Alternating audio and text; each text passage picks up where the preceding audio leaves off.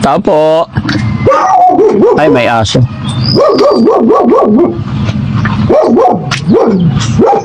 Tao po.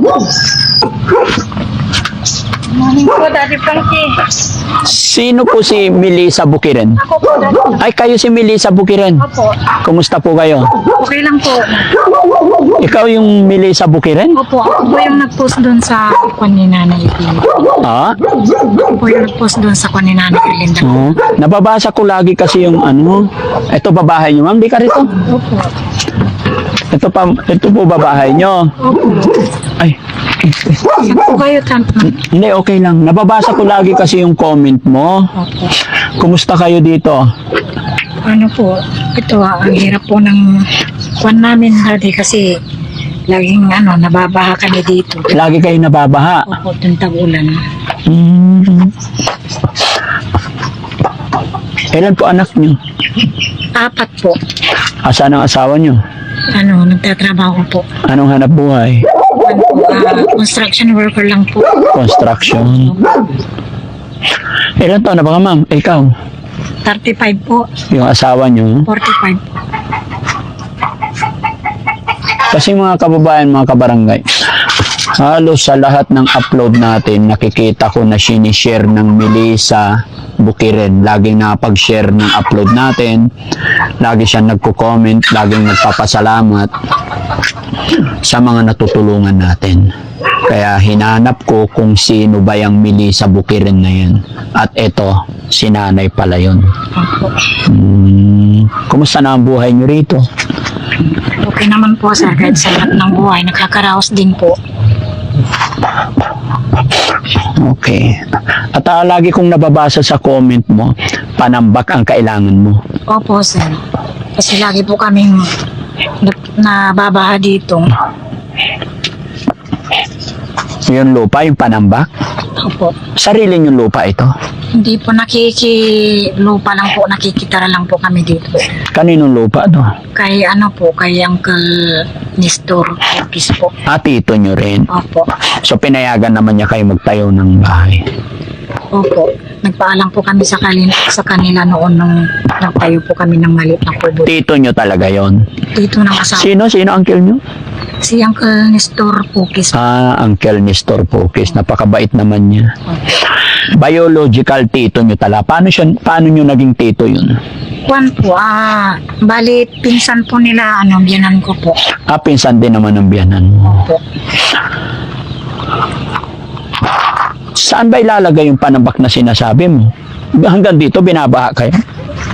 Kwan, hindi naman na po dito lang po sa may kwan. Ang hiling ko lang po, Daddy Frankie, yung sa loob lang po ng bahay namin kasi pag walang tigil po yung ulan, na papasukan po kami ng tubig. So gusto mo tambakan ng ano? Opo, kahit yung loob lang po ng bahay namin kasi po, pag na po, talagang baha po, nag-i-evacuate po kami doon sa nanay ko, sa Don Pedro po. Saan? Sa Don Pedro. Sa Don Pedro. Opo. Asan yung mga anak mo? Pumasok po sila. Bonso na yan. Opo. Pwede ba masilip yung bahay niyo sa loob na sinasabi mong binabaha? O, sige po, sir. Dito na po lahat ang gamit namin. Dito na rin po kami natutulog.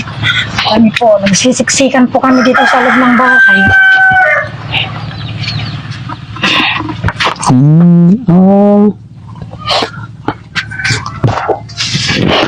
Pag pumasok ang talagang basa, tingnan yung mga kababayan. Pag malakas po yung hangin dito, nababasa po kami dito. Tapos tumutulo po yung mga kanto namin. Biro namin. Hindi panambak ang kailangan. No?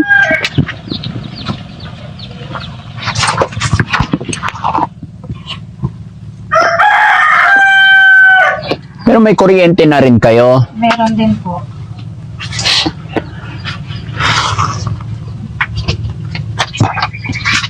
Gaano na kayo katagal nakatira dito? Ano pa po, 2015 pa po.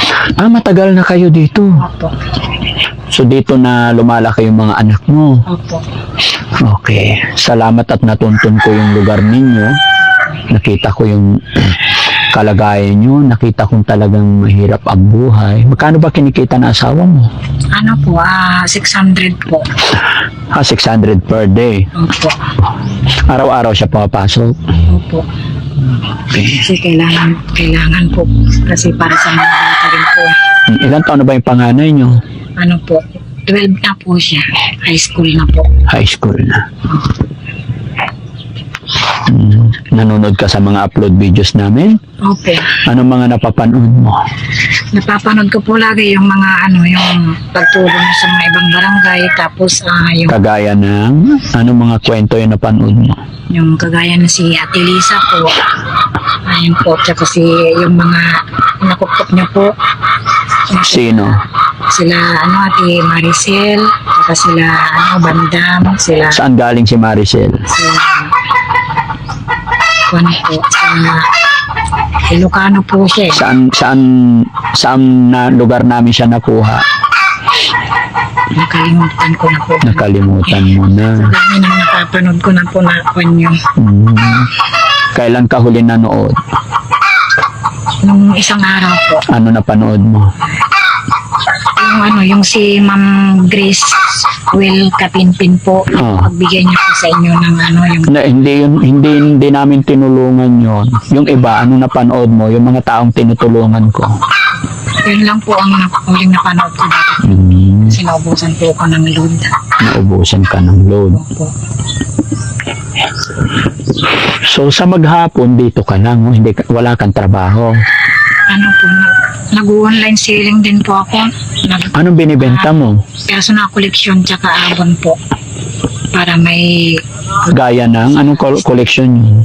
yung mga yung mga sabon, yung mga powder, mga pabango, ganun. Yan ang business mo. Meron ka sample dito? Meron po. Ay, galing.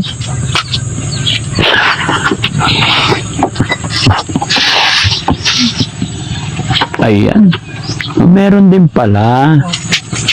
Para po makatulong kay Mr. po. Ayan po. Ayan. Ganito po. Okay. Madiskarting nanay. Opo. Para kahit papano po may pandagdag baon ng mga bata po. Okay. Okay yan. Opo. Pantulong para hindi lang si Mr. ang naghahanap buhay, no? Opo, sir. Okay. By the way, maraming salamat sa pag-support mo kay Daddy Frankie tsaka sa pag-share mo ng mga videos natin, ha? Opo, sir.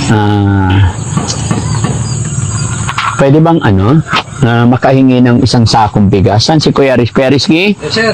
Pahingi isang sakong bigas? Makatulong man lang sa kanila. Pero ate, wag mo sanang mamasamahin, ha? Kasi 4 na yung anak mukha mo. Bonso ito. 12 years old na yon. Opo.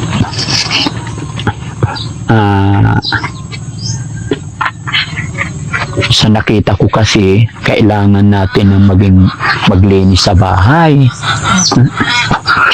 Kawawa yung mga anak mo para hindi magkasakit. No? Tignan mo. Yung mga hindi na ginagamit, ilagay na sa basuran or gumawa ng hukay, butas para doon lahat ilagay ang basura. Kasi magkakasakit kayo. Kasi mahirap na yung buhay natin. Tapos marumi pa yung kapaligiran. Mabilis tayong dapuan ng sakit. Opo, sir. Tsaka hindi, para maging, kasi alam mo, kailangan maging maaliwalas yung kapaligiran natin para maaliwalas din yung buhay natin. Opo, sir. Para sa tulong-tulong kayo ng mga anak mo, lalo na 12 years old, tuturuan mo silang maglinis, tulong-tulong kayo kasi dito lang din kayo sa bahay. Diba? Para lumuwag ang bahay ninyo, para makita yung kaayusan. Huwag mo sana mamasamayin, pasensya ka na. Opo, sir. Pasensya na po kayo, sir. Hindi ko na rin po na maglinis dahil nagtitinda po ako. Online lang naman yan, di ba? Opo. Pero syempre, bigyan mo rin muna ng time. Kasi hindi naman in a whole day, kasi sa cellphone lang yung selling. Habang nagsi-cellphone, ligpitin ko muna to. Opo. Araw-araw tayong nandito, mauubos yan. Di ba?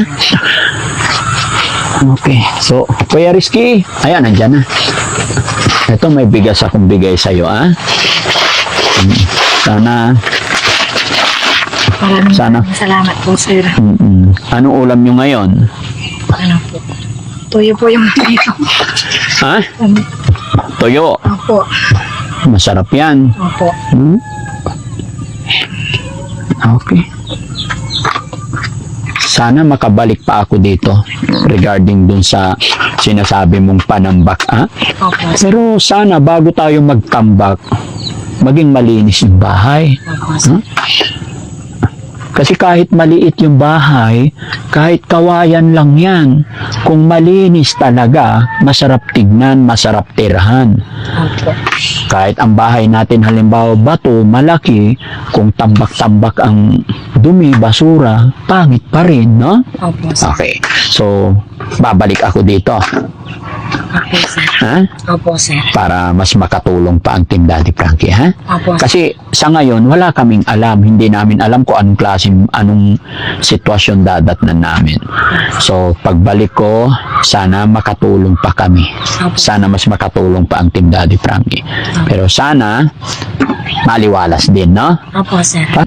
Huwag mo mamasamahin, te, para pagbalik na. Basura, ilagay mo sa likod.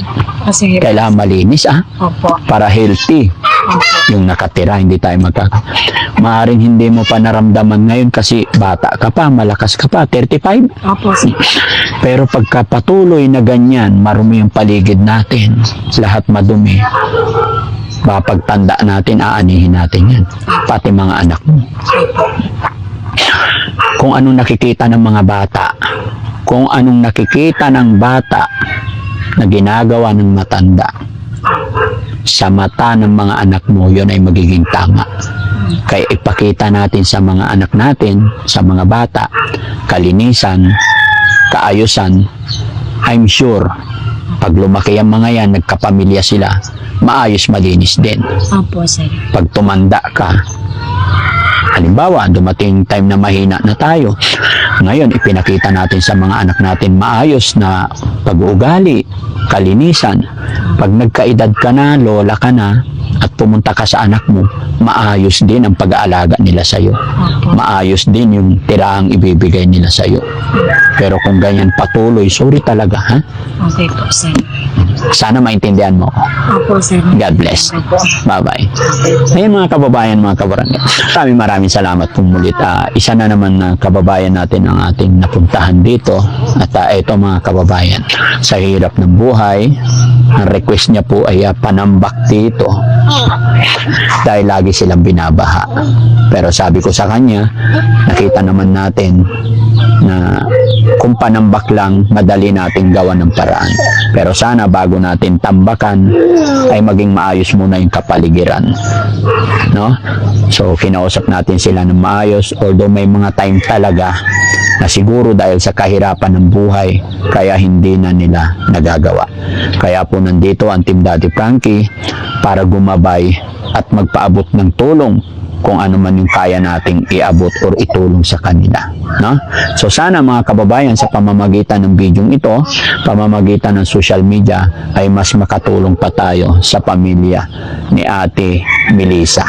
At ang kanyang asawa rin ay ang trabaho ay construction. Kaya siguro ganito lang. No? Pero ayan mga kababayan, maraming salamat. Magandang umaga po sa atin lahat. God bless po.